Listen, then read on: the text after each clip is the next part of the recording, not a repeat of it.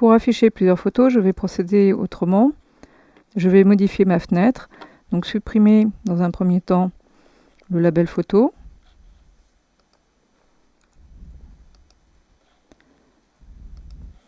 Et placer, donc je vais placer mes photos. Donc je souhaite afficher par exemple 4 photos sur une grille. Donc pour ça, je vais ajouter un panel.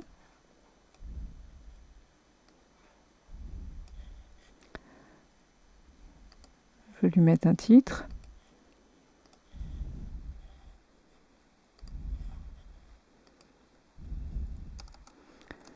Quatre photos sur une grille.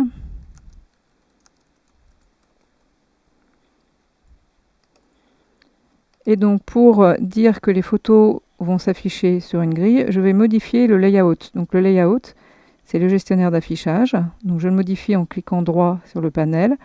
Pour l'instant, il est sur Free Design. Et là, maintenant, je vais dire Grid Layout pour dire que les photos à afficher vont être placées sur une grille. Donc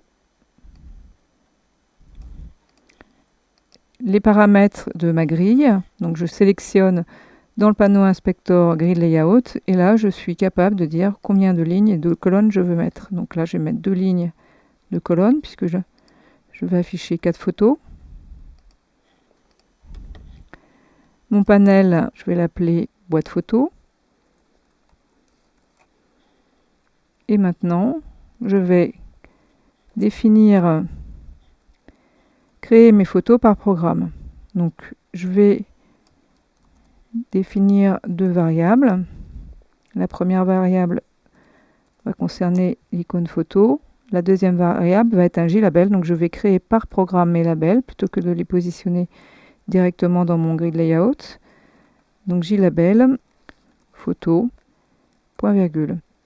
Ici, NetBeans m'indique qu'il ne connaît pas le type JLabel. Donc il faut importer la librairie JLabel. Donc en cliquant sur le point d'exclamation et en choisissant la bonne option, il m'a importé directement la bonne bibliothèque. Ensuite, mon icône photo donc, est sélectionnée. Donc on va prendre, plutôt que les photos, on va prendre les cartes. Donc carte 0 pour la première. Et ensuite, je vais dire photo.setIcône. Alors avant de faire le set, je dois faire le new pour créer en mémoire l'espace pour stocker la photo. Photo égale new. JLabel. Nous comprendrons mieux le terme new quand nous aurons abordé les concepts de la programmation objet. Voilà, donc mon label photo est créé et je place au sein de ce label un icône. Pour l'instant, je le fais une seule fois. Rien ne s'affiche, c'est normal. Je dois ajouter ma photo à mon conteneur qui est boîte photo, au sein duquel il y a le grid layout. Boîte photo.add la photo. Voilà, donc une première photo s'affiche. Maintenant, si je veux afficher 4 autres photos, la première façon de faire, quand on est débutant en programmation, c'est de faire des copier-coller. Donc je vais coller 4 fois le même code. Bien évidemment, ce n'est pas ce que je préconise en tant que programmeur, mais je le fais pour vous montrer l'intérêt des boucles que nous allons étudier ensuite. Donc voilà, j'ai copié, j'ai changé le numéro des photos. J'exécute. Et donc nous voyons 4 photos qui s'affichent dans le panel. Donc que s'est-il passé? Donc nous avons créé, dans chaque paquet d'instructions, nous avons créé une nouvelle icône. À chaque fois nous avons fait un new. Donc nous avons créé une nouvelle icône avec une photo différente.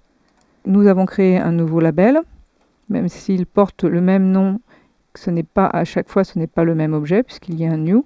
Nous avons placé la photo dans le label et ensuite affiché la photo dans la boîte photo. Celle-ci a affiché les photos sur un quadrillage puisque le gestionnaire du label est un grid layout composé de 4 lignes et 4 colonnes. Si par exemple, je mettais une seule ligne et 4 colonnes, mes photos sont affichées sur une seule ligne. Bien, donc nous avons vu comment afficher 4 photos en utilisant le concept du copier-coller. Bien évidemment, si je souhaite afficher 50 photos, je ne vais pas m'amuser à copier-coller 50 fois le même programme. Donc pour cela, je vais utiliser ce qu'on appelle des boucles de répétition, que nous allons voir dans la vidéo suivante.